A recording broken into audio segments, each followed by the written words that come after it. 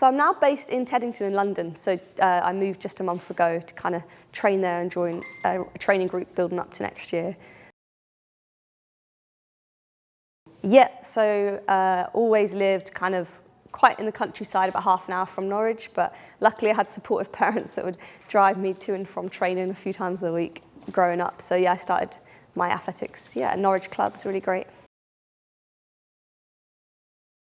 I joined the club, I always think I was around 11. I might have been a little bit younger. I struggle to remember, so long ago.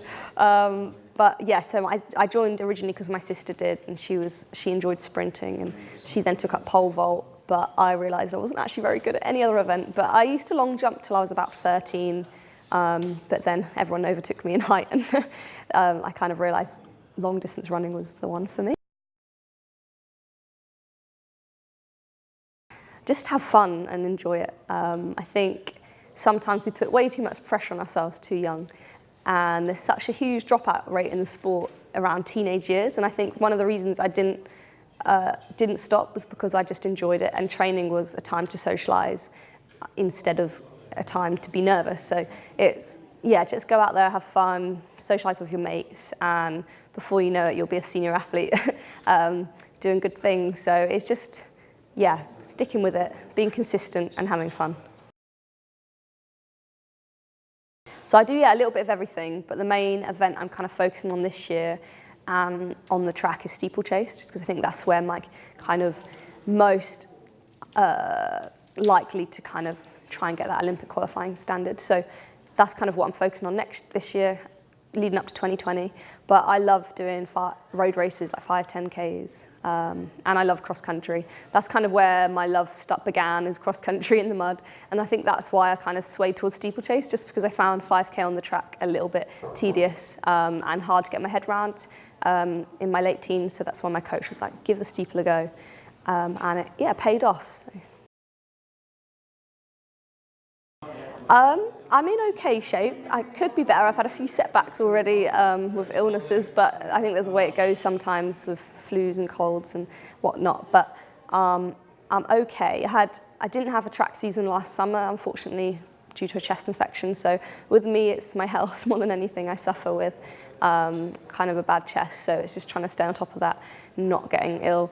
So that's going to be my main challenge, for me to get to Tokyo. But if I'm in shape, I really do believe I can do it. I'm a good racer. I love championship racing. So I think there'll probably, if everyone's fit and healthy, be around 4 or 5 of us going for the 3 spots with Amy Pratt, Rosie Clark, maybe Pippa Wilvan, Lizzie Bird. So it'll be a good race. I'm excited for it. And I mean, I'm obviously going for it, but either way, I just want this year to be like, I know I've given it my all. And if I qualify, I do. If I don't, then I think I'll just be like, you know what, I'm going to go anyway and watch. I've had my coach since I was 14, Pauline Ash. So Tim and Pauline, a husband and wife, been in the sport a long time. I owe kind of all my athletics success to them. When I was in America, and I kind of was coached under their coach, but Pauline was always there advising me.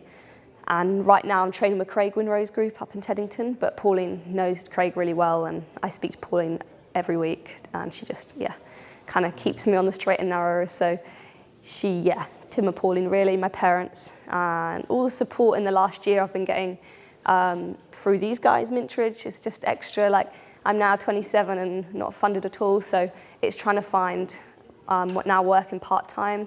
So it's just, trying to find people who can support you financially as well as other ways. So I'm really grateful for all of that support.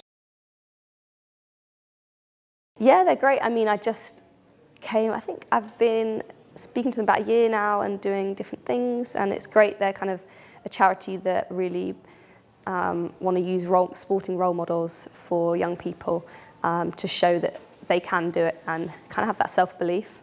And a lot of schools and a lot of people are underprivileged, and they don't have those role models that maybe I did growing up. So it's getting into schools, giving those children kind of a bit of hope and a bit of inspiration that if they really, really work hard at something, they can achieve it. And a lot of time it's just having that self-belief, and you sometimes need someone to tell you, you can do it. So the foundation is great. We go to loads of different schools, do training sessions, do inspirational assemblies. So yeah, it's really, really great.